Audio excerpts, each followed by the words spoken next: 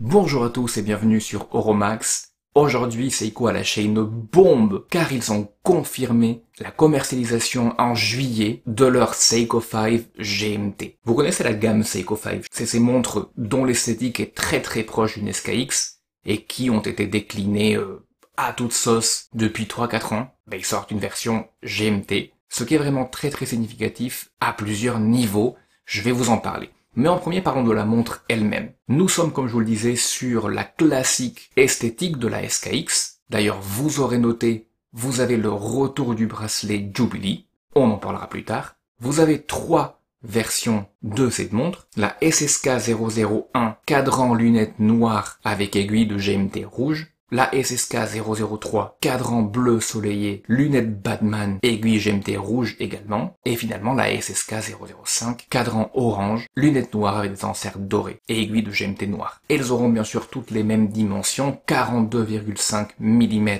de diamètre par 13,6 mm d'épaisseur, donc juste 0,1 mm de plus que les versions de plongée comme la SRP 73 dont je vous ai parlé ici à plusieurs reprises. Vert Hardlex, avec le Cyclops pour la date, 100 mètres de résistance à l'eau. Est-ce que j'ai mentionné qu'elles sortent en juillet et qu'elles coûteront dans les 470 €? Le bracelet, j'allais vous en parler justement. Pour les nostalgiques de la SKX, nous sommes ici sur un bracelet Jubilee, mais vraiment plus solide que celui de la SKX, des photos que j'ai pu voir, avec des maillons solides. J'ai pas eu l'occasion de voir les éléments du fermoir. J'espère qu'ils sont solides également. Pour 470 €, on peut espérer qu'ils le soient.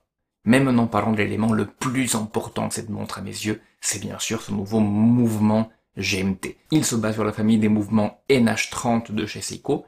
Vous connaissez tous, j'imagine, le NH35, nom de code 4R35 quand il est au cœur des montres du groupe Seiko. Donc ça sera la même architecture avec en plus une fonctionnalité de GMT. Vraiment, ça soulage car vous êtes sur une base bien connue et bien testée et retestée.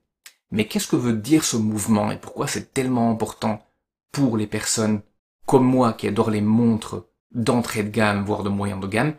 Parce que ce mouvement va se vendre aussi en dehors du groupe Seiko. Donc finalement, vous allez avoir un mouvement GMT extrêmement fiable, bon marché et à disposition de pléthore de marques, que ce soit les marques chinoises, les Express, etc., mais aussi bien évidemment les marques micro. Donc ça, c'est vraiment quelque chose de bien. On pourra finalement voir des montres avec des complications GMT. En dessous, je l'espère, des 1000 €, voire moins s'ils sont pas trop gourmands. Donc vraiment, ça, c'est vraiment génial. Donc merci Seiko. Dernièrement, il m'avait beaucoup déçu. Là, il se rattrape un petit peu. Allez, un petit effort par rapport au prix. 470 €, bon, c'est pas extrêmement bon marché, c'est pas extrêmement cher non plus. On va dire que c'est ce à quoi on pouvait s'attendre. Cependant, si vous le comparez à une montre suisse avec en mouvement équivalent le 2893 GMT, vous verrez la différence de prix. En tout cas, je suis super content et je suis vraiment impatient d'avoir cette montre entre les mains pour vous la présenter, pour vous la montrer ici sur la chaîne. Restez donc attentifs à ça, elle est censée sortir en juillet. J'essaierai de mon mieux de la voir au plus vite pour vous donner mon avis. Entre-temps, je vous remercie beaucoup. Pour ceux qui connaissent pas la chaîne,